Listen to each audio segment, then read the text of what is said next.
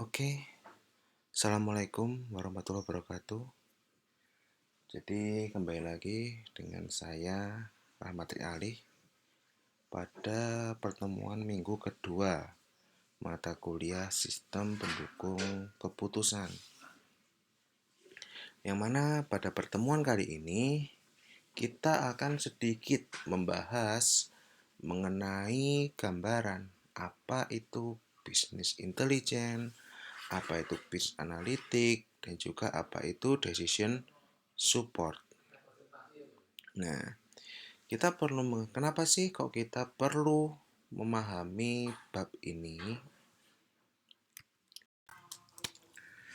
Jadi tujuan pembelajaran pada materi pertemuan kali ini adalah kita dapat memahami bagaimana lingkungan bisnis sekarang itu naik turun dan juga mampu mendeskripsikan bagaimana organisasi itu mampu bertahan, bahkan selain bertahan dia juga dapat memanfaatkan kondisi ataupun lingkungan yang ada di sekitarnya.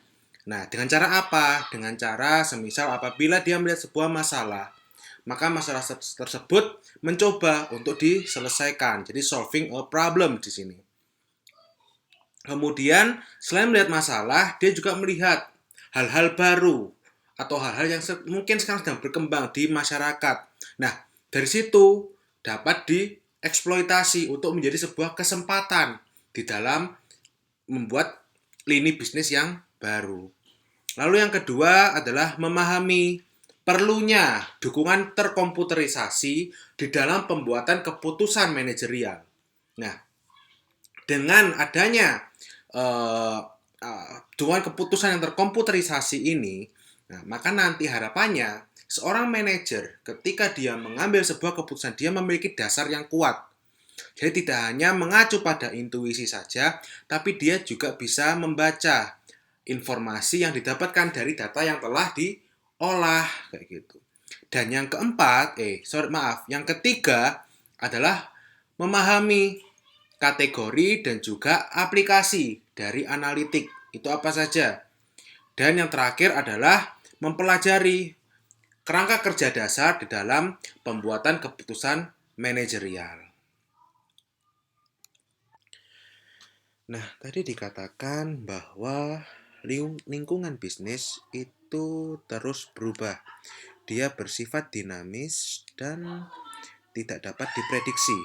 Nah, oleh karena itulah perusahaan ataupun enterprise mereka seringkali bergerak secara agresif dengan memanfaatkan teknologi-teknologi terbaru untuk apa?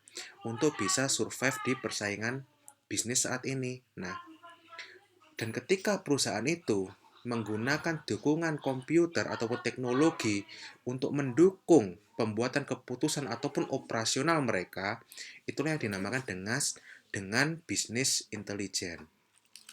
Nah, apa sumber dari bisnis intelijen? Sumber dari bisnis intelijen adalah data. Seperti yang kita ketahui, di era digital sekarang, di era teknologi sekarang, ataupun di era internet saat ini, hampir semua aktivitas itu menghasilkan yang namanya data. Semisal nih, kalian bermain Facebook misalnya. Itu Facebook itu merecord ya aktivitas kalian setiap hari. Nah, dari situ menghasilkan sebuah data kayak gitu. Dan data itulah yang nantinya akan diolah menjadi informasi berharga yang mungkin bisa dijual oleh sebuah perusahaan ke perusahaan yang lain ataupun mereka manfaatkan sendiri gitu.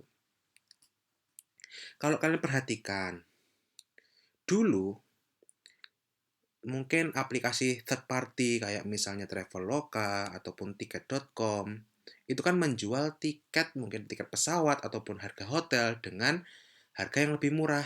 Nah, tapi sekarang perusahaan-perusahaan penerbangan yang penyedianya langsung seperti Garuda misalnya atau Emirates, itu sekarang mereka malah menjual harga tiketnya lebih murah daripada melalui third party. Karena apa? Karena mereka melihat nilai strategis di situ.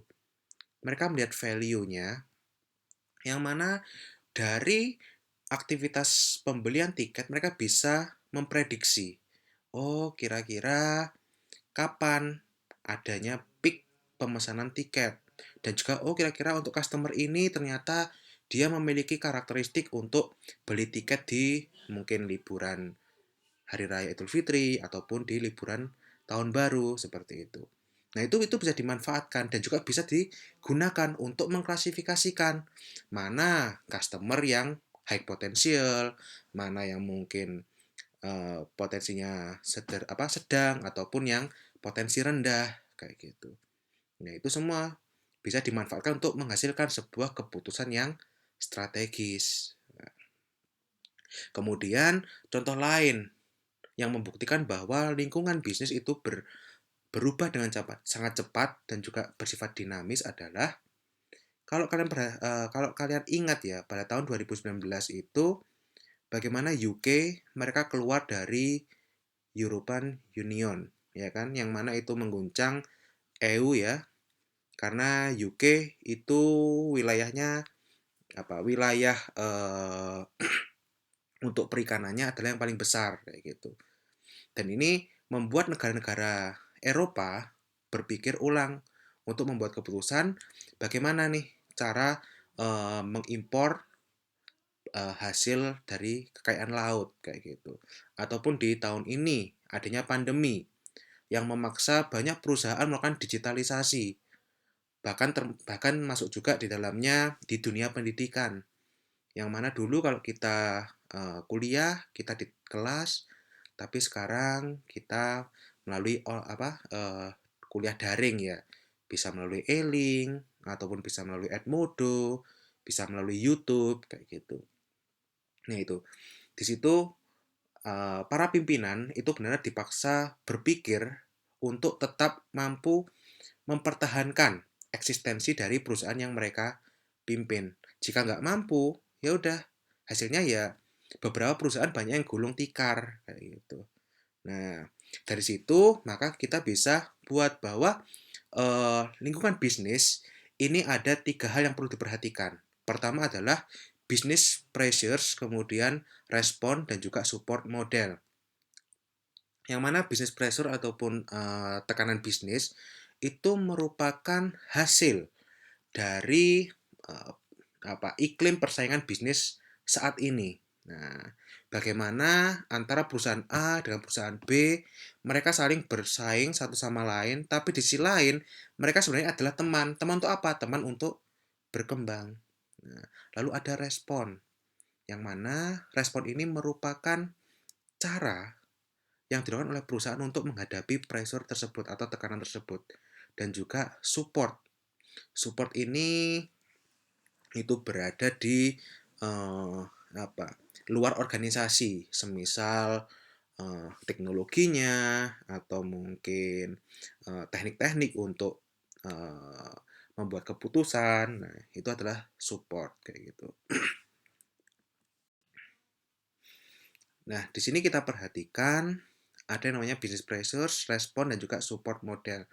Di mana tekanan bisnis itu bisa kita sebut juga sebagai faktor yang mempengaruhi lingkungan bisnis.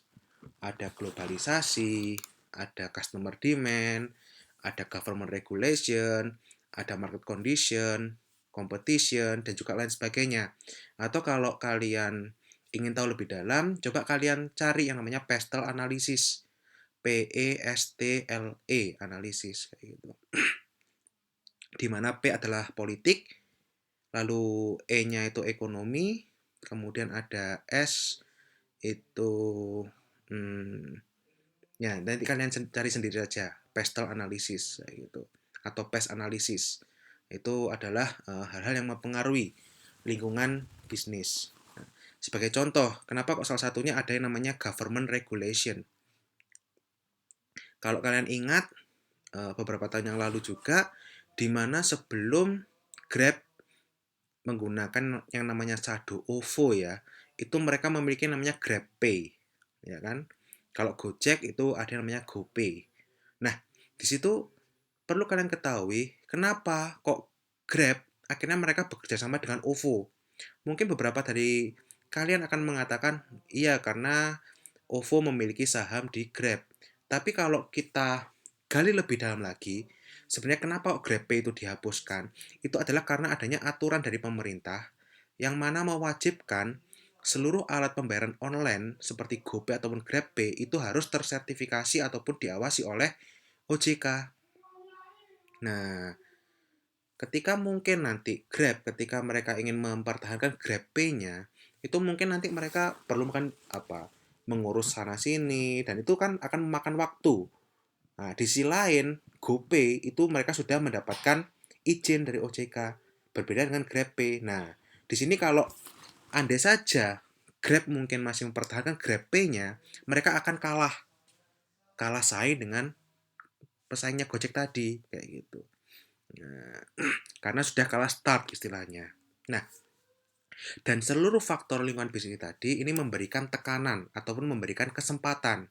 Nah, apabila seorang pimpinan ketika dia menghadapi faktor-faktor ini dan menganggapnya tidak menemukan inovasi ataupun ide, maka itu akan menjadi ancaman ataupun tekanan yang akan mengancam eksistensi perusahaan. Tetapi apabila pimpinan itu memiliki karakteristik yang dia banyak ide ataupun pemikiran inovatif, maka bisa menjadi opportunity di sini.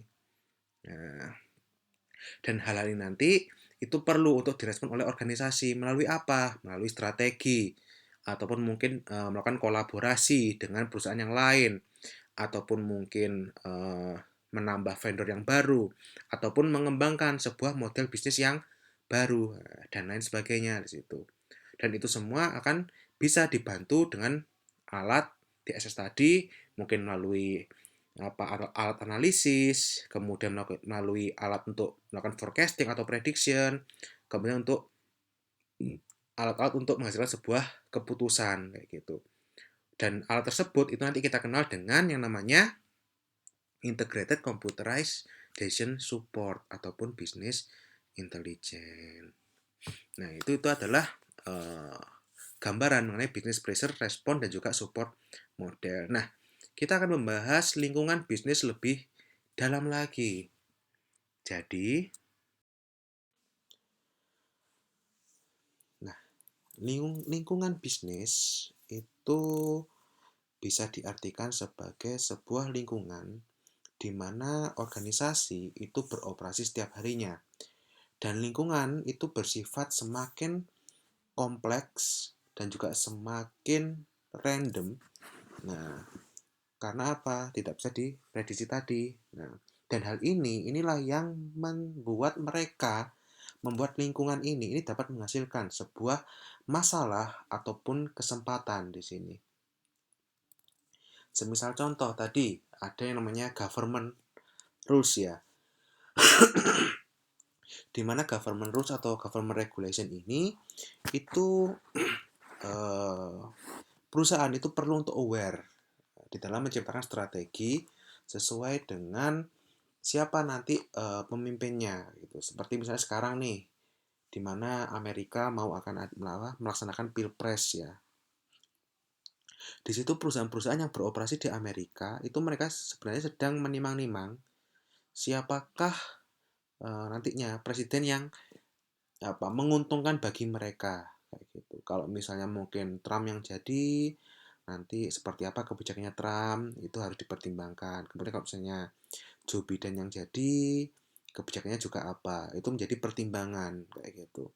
Dan inilah terkadang kalau mereka melihat dari karakteristik mungkin calon governornya ya, calon pemimpinnya, ini mereka bisa melihat peluang ataupun ancaman di situ. Kemudian apa saja sih faktor-faktor yang mempengaruhi lingkungan bisnis?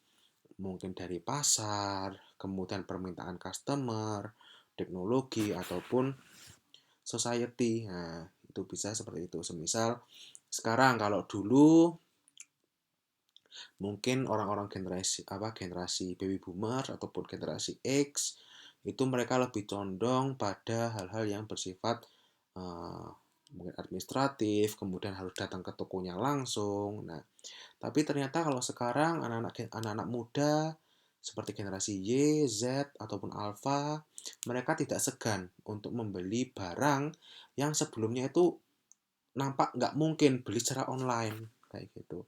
Semisal gini, di kasusnya perusahaan Ford pada tahun 1994, ketika itu Ford sudah mencoba untuk berinovasi, yang mana mereka melakukan penjualan mobil itu melalui situs jual beli. Bahkan untuk spare part-nya pun juga melalui situs jual beli. Tapi apa yang terjadi? Ford mengalami kerugian dan juga pasarnya pun kalah dibandingkan pesaingnya. Karena apa? Ketika zaman tersebut ternyata customer itu lebih condong kalau mau beli mobil datang ke tokonya, lihat-lihat mobilnya terlebih dahulu dan lain sebagainya. Sama seperti dengan handphone. Mungkin seperti kalian misalnya, kalian beli handphone, kalian nggak segan lah untuk sekarang beli melalui mungkin Tokopedia ataupun Shopee kayak gitu. Tapi kalau orang-orang yang generasi lama, mereka akan menghindari hal tersebut kayak gitu. Nah, ini menandakan bahwa ada perubahan di sini, ada yang namanya apa? Perubahan budaya atau culture shift di sini. Nah, itu. Ini yang bisa dikatakan uh, lingkungan bisnis ini sifatnya dinamis. Atau bahkan dulu siapa yang menyangka Blockbuster LLC mereka bangkrut kan? Karena mereka menyediakan VCD ataupun DVD. Nah, tapi sekarang orang-orang lebih suka streaming kayak gitu. Nah, ini nih adalah hal-hal yang perlu dipertimbangkan oleh seorang manajer untuk tetap menjaga eksistensi dari perusahaan yang dia kelola. Nah, ini adalah faktor-faktor dalam lingkungan bisnis. Tadi disebutkan ada market, customer demand, teknologi ataupun society di sini. Misalnya market itu mungkin ada hal-hal lain di dalamnya seperti misalnya persaingan yang kuat, kemudian mungkin adanya perusahaan pesaing yang mereka mulai memperluas pasar globalnya, ataupun juga adanya cara-cara pemasaran yang inovatif. Gitu. Kemudian untuk customer demand itu mungkin adanya keinginan untuk mungkin menerima barang lebih cepat ataupun kualitas barang dan mungkin dari keberagaman produk itu semua mempengaruhi. Lalu ada teknologi yang mana memungkinkan dengan teknologi baru muncullah sebuah layanan yang baru ataupun adanya produk-produk terbaru kayak gitu. Nah, semisal sekarang mulai dikembangkan nih teknologi semacam augmented reality ataupun virtual reality. Nah, jadi kayak misalnya toko kayak McD atau apa, itu mereka nggak lagi membangun infrastruktur kayak lampu bertuliskan M, tapi mereka bisa menggunakan hologram, jadi ada logo M-nya kayak gitu.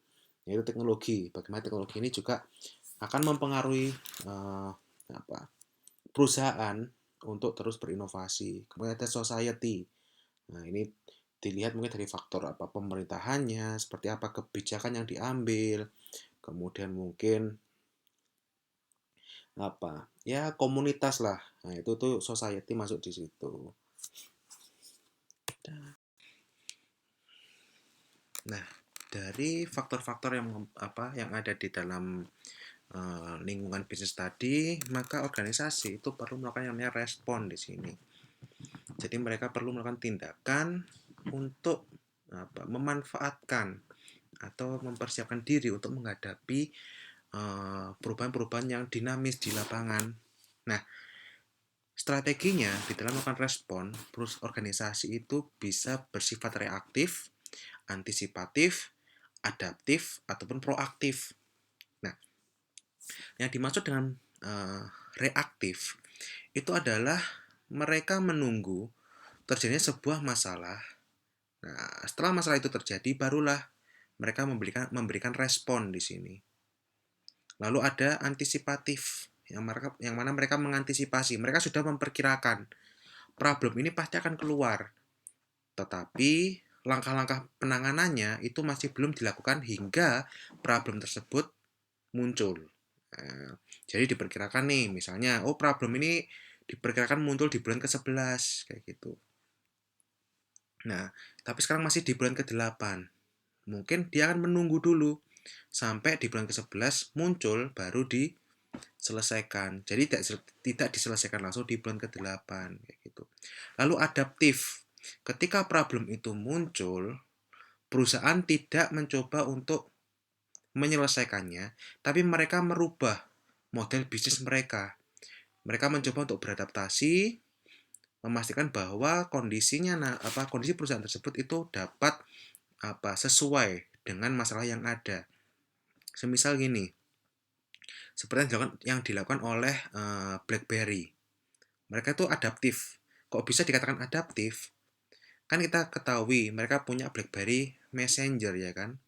Yang mana BlackBerry Messenger itu sudah kalah dengan Line ataupun WhatsApp ataupun mungkin WeChat dan lain sebagainya. Nah, tapi mereka mencoba beradaptasi karena mereka mengetahui kelebihan mereka adalah di keamanan kayak gitu. Karena keamanan itu mereka beradaptasi dengan cara mereka menawarkan sebuah package untuk perusahaan, jadi khusus untuk bisnis saja. Jadi yang menggunakan bukan lagi khalayak umum, tapi hanyalah para pebisnis. Nah, ini adalah adaptif. Lalu ada yang bersifat proaktif. Jadi proaktif ini mereka sudah mempersiapkan semacam tameng yang mana mereka tahu kira-kira nanti akan ada problem ini kayak gitu. Maka dari jauh-jauh hari problem tersebut diselesaikan supaya tidak muncul. Nah, seperti yang dilakukan oleh Vodafone. Nah, coba nanti kalian cari bagaimana Vodafone itu melakukan respon organisasi secara proaktif di sini. Itu bisa kalian cari tahu. Nah, dan respon ini itu semua akan dilakukan atau keputusan itu diambil oleh siapa? Oleh manajer. Nah, dan keputusan itu dapat berupa seperti penerapan, rencana strategis, kemudian pemanfaatan ataupun penggunaan sebuah bisnis model yang baru ataupun inovatif. Kemudian apabila dia melihat ada masalah di bisnis proses sekarang, dia melakukan restrukturisasi bisnis proses. Dia merubah rantai bisnis proses yang sudah berjalan sekarang itu mungkin dipersingkat. Nah, ataupun masalah yang ada di bisnis proses itu mungkin dihilangkan kayak gitu. Entah dengan cara tadi pengurangan ataupun mungkin penambahan sebuah proses. Lalu melakukan partisipasi di dalam bisnis alliance. Nah, ini biasanya dilakukan oleh seperti misalnya perusahaan penerbangan. Kenapa sih kok ada SkyTeam? Kenapa sih kok ada Star Alliance kayak gitu? Karena mereka tahu bahwa maskapai penerbangan itu tidak bisa mencakup seluruh dunia. Maka untuk terus bersaing, mereka perlu untuk bekerja sama. Nah, dengan perusahaan bisnis sejenis kayak gitu. Nah, untuk tetap eksis atau bertahan. Nah, kemudian juga mungkin bisa meningkatkan yang namanya informasi perusahaan. Mungkin dari FAQ, frequency asked question, kemudian bisa melalui user guidance. Nah, itu ditambahin tuh. Nah, sehingga nanti customer itu dapat mendapatkan informasi yang dia butuhkan sesuai lebih cepat tanpa perlu menunggu respon dari organisasi dan lain sebagainya. Itu nanti bisa kalian baca di buku. Nah, salah satu hal yang sebenarnya yang mencoba untuk diselesaikan melalui computerized design support ini itu adalah bahwa alat bantu ini itu digunakan untuk memfasilitasi di dalam apabila terjadi gap ya antara kinerja saat ini dengan kinerja yang diharapkan itu bisa menipis kayak gitu. Jadi gap itu tidak terlalu jauh. Nah, bagaimana supaya hal itu tercapai? Bagaimana supaya kinerja yang diharapkan itu mampu sesuai maksud saya bagaimana sebuah kinerja saat ini itu bisa mencapai kinerja yang diharapkan itu adalah dengan cara kita membentuk yang namanya objektif. Kita membangun yang namanya goal. kita membangun yang namanya mission, dan kita membangun yang namanya strategi. Nah, ini semua dilakukan bersama-sama untuk apa? Untuk mencapai kinerja yang diharapkan. Semisal gini, kalau kalian kalau kalian ingat ya, kan kita memiliki namanya critical success factor ataupun key performance KPI, key performance indicator. Nah, itu semua adalah poin-poin yang diharapkan kalau itu tercapai itu bisa mencapai target tadi. Semisal gini, sebuah perusahaan itu ingin meningkatkan market share-nya sebesar 60% kayak gitu. Nah, bagaimana caranya? Mungkin caranya adalah dengan memperbanyak promosi. Lalu yang kedua, memperbanyak produksi barang. Lalu yang ketiga, mungkin memperbanyak jumlah pegawai gitu. Nah, menambah promosi tadi itu mungkin bisa dilihat dari titik mana yang ditargetkan. Kemudian dari mereka produktivitas. Mungkin dengan penambahan alat untuk produksi kayak gitu. Nah, ini digunakan untuk Ini tadi mempertipis ya kinerja saat ini dengan kinerja yang diharapkan. Nah, dan juga pembuatan keputusan itu perlu kita ketahui bahwa ada keputusan yang bersifat strategis dan juga ada keputusan yang bersifat manajerial. Yang mana keputusan bersifat manajerial ini berada di middle level, atau manajemen level kayak gitu. Maksudnya managerial level di sini. Nah, di mana manajemen itu adalah sebuah proses yang mana tujuan perusahaan itu dapat dicapai melalui sumber daya yang mereka miliki. Nah, melalui pemanfaatan resource yang mereka miliki. Dengan kata lain, sumber daya yang mereka miliki itu bisa dikatakan sebagai input. Nah, sementara organizational goals atau tujuan organisasi itu adalah output kayak gitu. Nah, sekarang bagaimana supaya input itu bisa menghasilkan output tadi? Ada yang namanya measure of success. Ada proses di situ. Dan juga menentukan kira-kira untuk mengevaluasi ketercapaian tersebut dari mana, dibuat yang namanya measure of success kayak gitu. Jadi di sini kita bisa ambil kesimpulan bahwa manajemen itu berbeda dengan decision making. Tetapi di dalam manajemen itu ada yang namanya pembuatan keputusan. Di mana dalam membuat keputusan, seorang manajer itu namanya keputusan, itu tidak ada yang mutlak 100% benar. Selalu ada plus dan minusnya. Nah, tapi manajer itu dia harus bijak untuk memilih solusi mana yang diambil. Dengan cara apa? Dengan cara mempertimbangkan kira-kira mana yang benefitnya lebih tinggi ataupun mana yang cost-nya lebih rendah. Nah, di sini bisa dilakukan yang namanya cost benefit analysis atau CBA.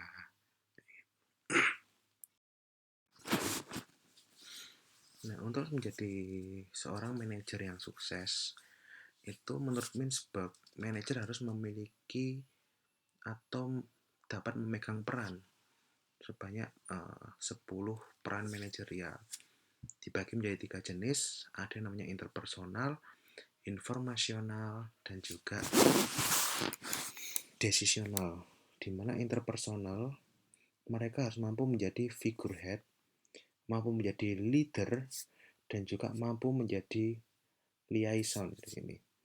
Yakni figurehead, mereka mampu menjadi seorang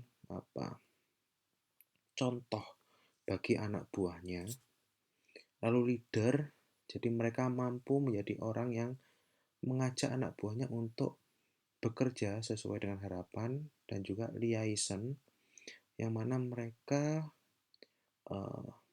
mampu mempengaruhi orang sekitarnya ataupun anak buahnya untuk semangat di dalam bekerja secara optimal. Lalu jenis yang kedua adalah informasional, yakni di sini ada peran monitor, peran diseminator, dan juga peran spokesperson. Jadi untuk monitor, dia harus mampu, dia harus punya apa? Dia berperan untuk mengawasi ya anak buahnya agar performanya tidak turun dan juga memonitor kalau misalnya terjadi hal-hal itu dia pastikan semuanya aman. Lalu sebagai diseminator, jadi dia menyampaikan informasi yang dia dapat ke anak buahnya. Kira-kira situasi yang saat itu terjadi seperti apa ke anak buahnya, sehingga anak buahnya itu bisa mendapatkan pengetahuan di situ, dan juga ada yang namanya spokesperson. Jadi dia tidak segan-segan untuk menegur anak buahnya yang mungkin performanya mengalami penurunan, atau mungkin kalau misalnya ada kendala dia bisa segera menengahi hal tersebut. Dan juga jenis decisional, yang mana manajer itu berperan sebagai entrepreneur. Jadi dia harus memiliki jiwa entrepreneur agar perusahaan yang dia kelola itu tetap bisa survive. Lalu berperan sebagai disturbance handler. Di sini dia berperan untuk menangani kalau misalnya ada masalah ya, ada masalah yang terjadi, itu dia bisa membuat langkah preventif ya agar tidak mempengaruhi kinerja dari anak buah yang lainnya, atau segera mengambil keputusan yang tegas. Lalu ada resource allocator, yang mana dia berperan untuk membagi anak buahnya, kinerja anak buahnya sesuai dengan uh, kapasitas dan kemampuan dari anak buahnya masing-masing kayak gitu. Dan juga berperan sebagai negosiator. Jadi di sini dia bisa bernegosiasi, mungkin negosiasi harga atau apa yang menguntungkan bagi perusahaan yang dia kelola.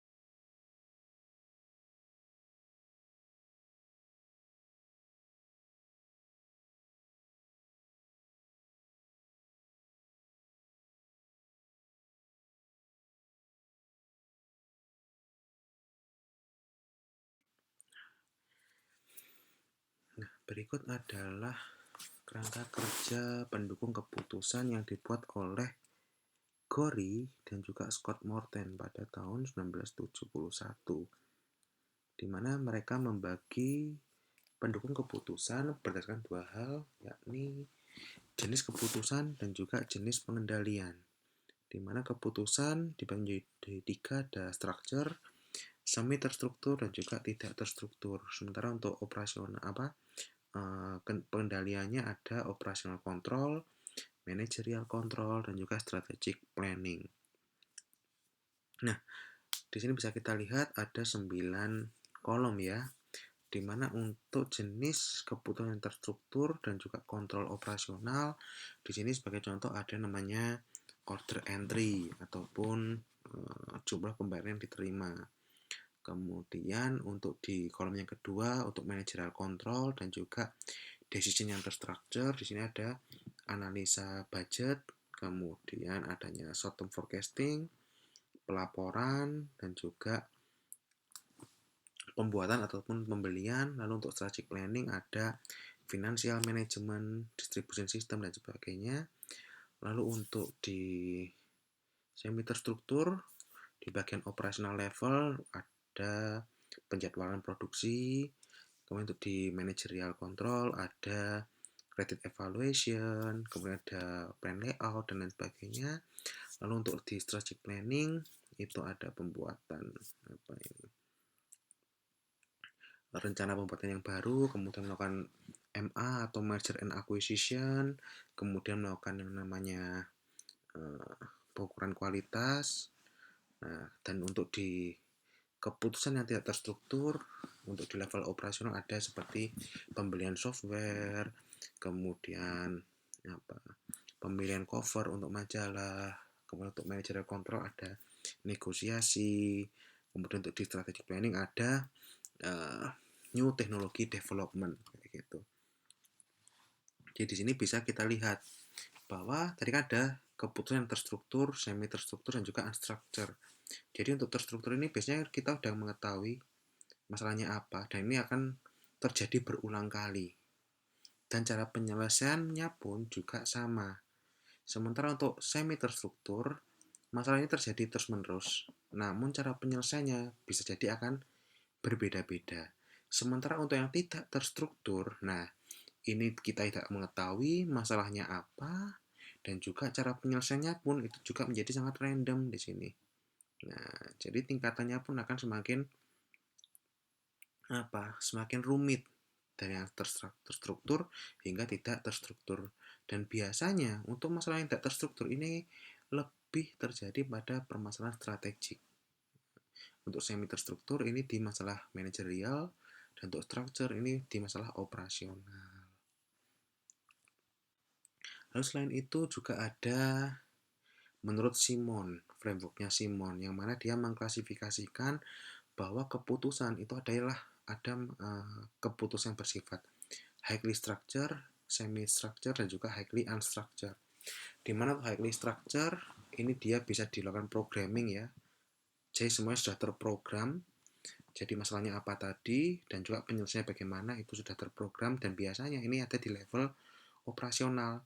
Kalau kalian misal store uang nih di teller, itu pasti ada masalah apa, teller sudah mengetahui, oh masalah ini cara penyelesaian seperti ini kayak gitu.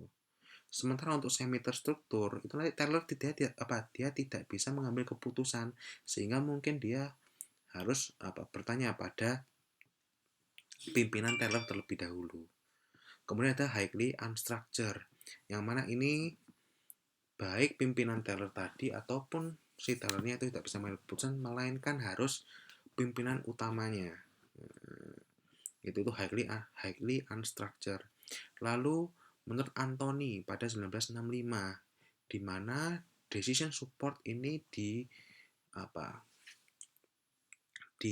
menjadi 3 berdasarkan jenis kontrolnya. Ada strategic planning, ada management control, dan juga operational control. Nah, sebenarnya sama sih, secara garis besar itu sama. Strategic planning itu ada di top level management, yang mana dia bersifat jangka panjang ya. Kemudian ada management control, ini adalah tactical planning di level middle level management, dan juga operational control ini di bagian paling bawah. Nah, lalu apa yang dimaksud dengan DSS itu sendiri? DSS itu adalah sebuah sistem berbasis komputer yang interaktif, yang mana mereka bisa membantu para pengambil keputusan di dalam memanfaatkan data yang sudah ada dan juga bisa digunakan untuk membangun sebuah model untuk menyelesaikan sebuah masalah yang tidak terstruktur. Itu menurut Gori dan juga Morton.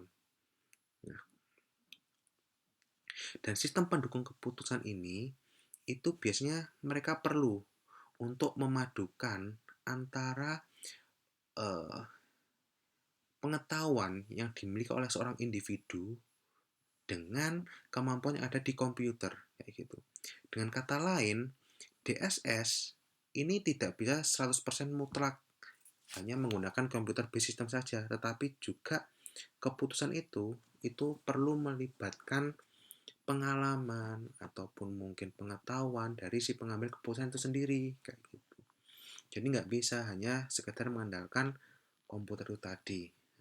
Tetapi yang dihasilkan oleh komputer itu bisa apa?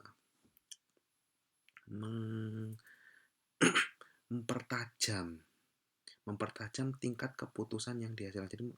Jadi eh,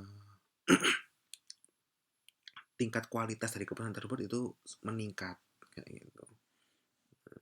Itu adalah konsep awal dari DSS. Nah, namun seiring berjalannya waktu, decision support system pun itu tidak hanya digunakan untuk menyelesaikan sebuah masalah saja, tapi mereka sekarang digunakan untuk membuat sebuah langkah strategis di dalam pengembangan bisnis. Nah, itulah yang dinamakan dengan bisnis intelijen.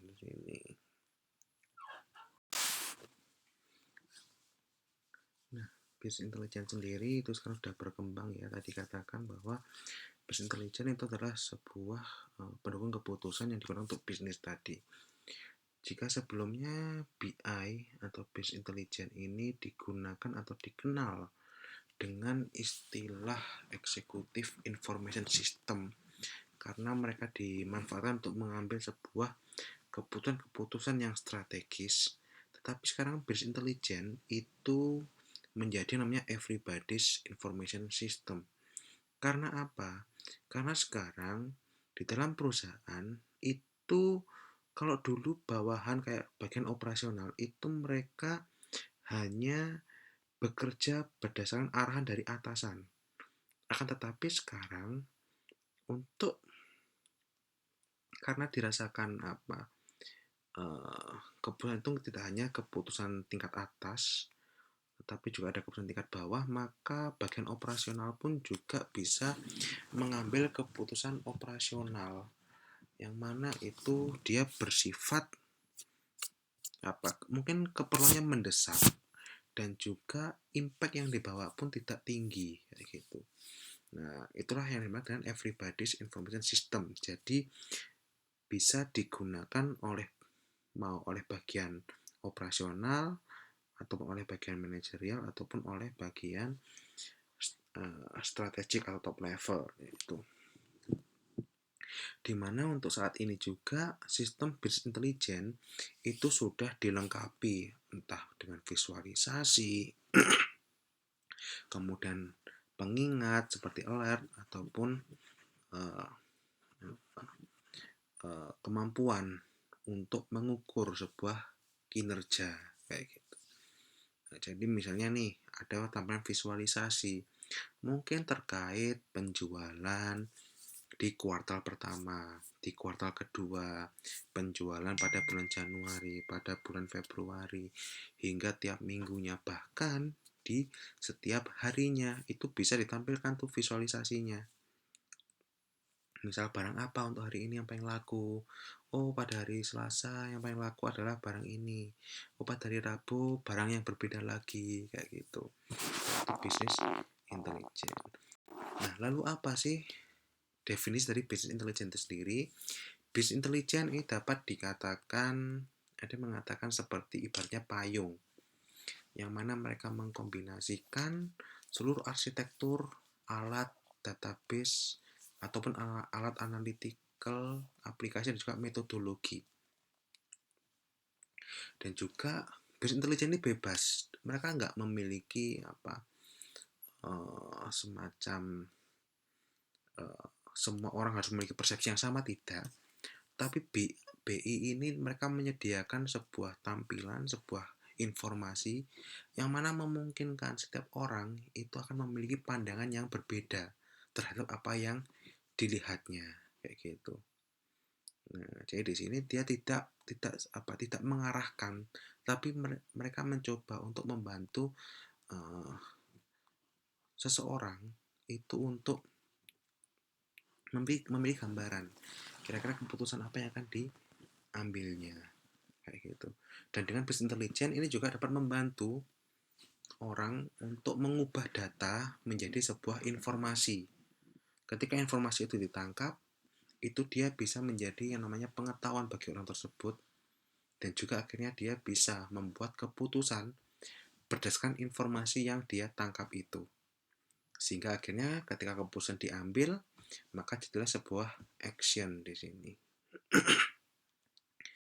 Dan untuk sejarahnya sendiri, business intelligence itu diciptakan oleh yang namanya Gartner Group pada pertengahan 90-an. Nah, tapi sebelum itu sebenarnya sudah ada sebuah konsep yang lebih tua daripada BI, seperti MIS reporting pada tahun 1970, lalu pada 1980 ada Executive Information System, lalu pada tahun 90-an juga muncul namanya OLAP, kemudian ada reporting pada tahun 2010 ada big data, sosial media, dan lain sebagainya. Dan sekarang pada tahun 2020 kita masih belum tahu lagi bagaimana BI ini dia terus bertransformasi. Nah, dan ini adalah kemampuan-kemampuan ya yang ada di dalam business intelligence itu sendiri. Di sini kita lihat bahwa dalam business intelligence itu mereka bisa mengolah spreadsheet atau Excel, mereka juga memiliki kemampuan DSS, di dalamnya juga ada komponen data warehouse, mereka bisa mengolah metadata disimpan dalam data warehouse, kemudian data warehouse bisa tersimpan dalam data marts, kemudian juga memiliki kemampuan untuk ACE, financial reporting, hingga di dalamnya juga ada portal di sini. Jadi di sini bisa kita lihat bahwa BI ini kemampuannya sangat tinggi. Itulah, dan hal ini juga membuktikan bahwa BI itu tidak lagi hanyalah milik pihak eksekutif saja, tetapi juga menjadi milik everybody's information system. Jadi sistem informasi bagi siapapun yang memerlukannya, kayak gitu. Walaupun nantinya tentu akan dibagi. Kalau bagian bawah hanya bisa melihat data apa, bagian tengah bisa ada peningkatan data apa saja yang bisa dilihat. Nah, tentu saja ada hak akses itu tetap ada di sini, itu di BI. Dan untuk arsitekturnya sendiri, BI itu memiliki 4 komponen utama. Ada data warehouse, ada business analytics, ada business performance management, dan juga ada user interface atau UI-nya. Di mana data warehouse ini akan bertindak sebagai sumber data utama dari sebuah BI. Lalu untuk business analytics ini adalah semacam tools ya, yang nanti digunakan untuk mengolah data yang ada di dalam data warehouse untuk menghasilkan sebuah informasi yang diperlukan oleh seorang decision maker. Lalu ada business performance management untuk melakukan pengawasan dan juga melakukan analisis terkait kinerja dari BI itu sendiri, dan juga ada UI ya, ini berupa dashboard.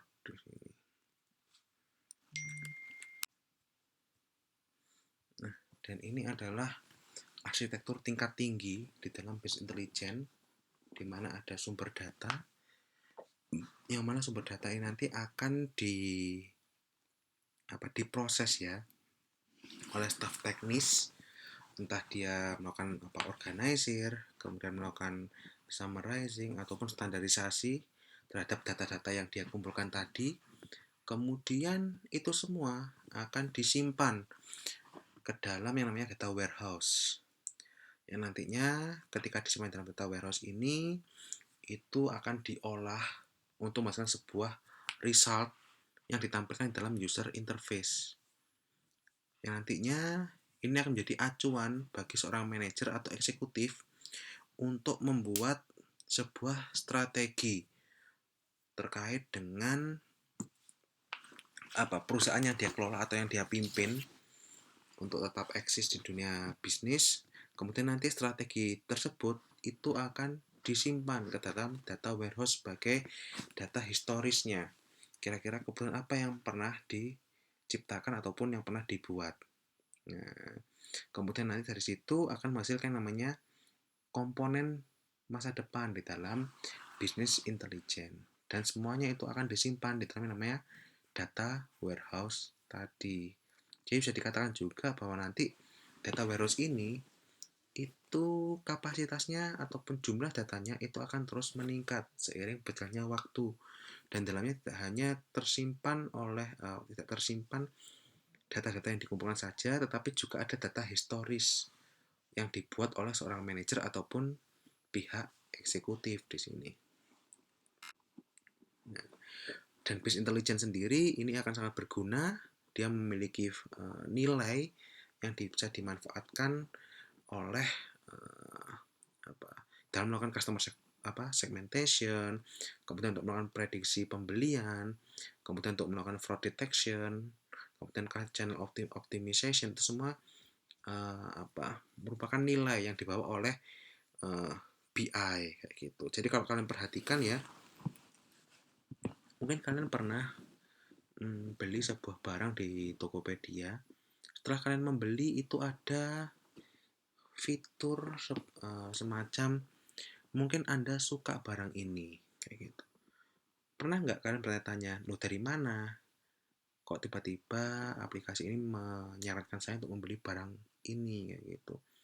Nah, itu semua melalui apa? Melalui bisnis intelijen yang dimiliki oleh sistem tersebut. Jadi mereka sudah membaca data. Jadi mereka mempelajari datanya bahwa mungkin orang yang beli barang A itu kemudian dia akan lanjut ke beli barang B. Orang yang beli barang B dia akan lanjut ke beli barang C dan sebagainya. Kayak gitu. Jadi itu terus potensi dari customer itu terus digali untuk mendapatkan keuntungan yang lebih besar. Nah, di dalam bisnis analitik sendiri atau bisnis intelijen nantinya kita akan mengenal 3 analitik ya. Ada yang namanya deskriptif analitik, prediktif analitik, dan juga preskriptif analitik. Di mana untuk deskriptif analitik ini kita berbicara tentang apa yang terjadi. Jadi sekarang apa yang sedang terjadi? Jadi kita memberikan gambaran terkait hal-hal yang terjadi saat ini. Dan itu bisa memanfaatkan teknologi seperti business reporting, dashboard, scorecard, ataupun data warehousing. Dan nantinya yang diharapkan hasil dari deskriptif analitik ini adalah memberikan gambaran terkait masalah yang terjadi dan juga kesempatan yang bisa dimanfaatkan. Lalu ada prediktif analitik. Nah, ini berkaitan dengan apa yang akan terjadi.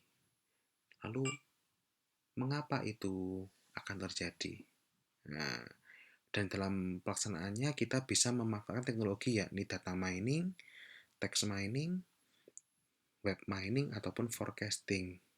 Dan outcome-nya itu nanti berupa semacam gambaran terkait masa depan.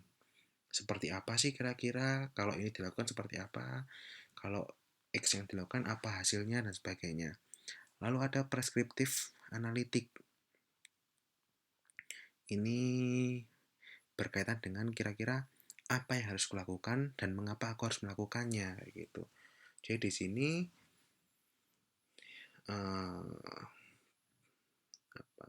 BI yang bisa digunakan itu ada optimization, simulation, ataupun expert system, yang mana mereka akan menghasilkan sebuah keputusan ataupun solusi terbaik terkait dengan apa kebijakan yang perlu untuk diambil kayak gitu. Nah, jadi itu adalah materi kita pada pertemuan minggu kali ini terkait dengan business intelligence, business analytic, dan juga decision support. Nah, untuk tugas pertamanya itu kalian perlu mencari tahu ya, kira-kira apa bedanya antara data engineer, data analis, dan juga data scientist. Kira-kira apa bedanya? Itu kalian jelaskan, dan juga kalian perlu untuk menjelaskan juga apa bedanya antara business intelligence dan juga data science kayak gitu. Nah, itu adalah tugas pertamanya. Waktu kalian adalah 1 minggu, dikumpulkan minggu depan ya. Nanti dikumpulkan melalui e-link. Nah, nanti akan saya buatkan pos untuk pengumpulan tugasnya. Oke, jadi itu untuk materi kita kali ini. Selamat pagi, selamat siang, selamat sore, selamat malam, tergantung kapan kalian menontonnya. Ya, oke, kalau gitu, wassalamualaikum warahmatullahi wabarakatuh.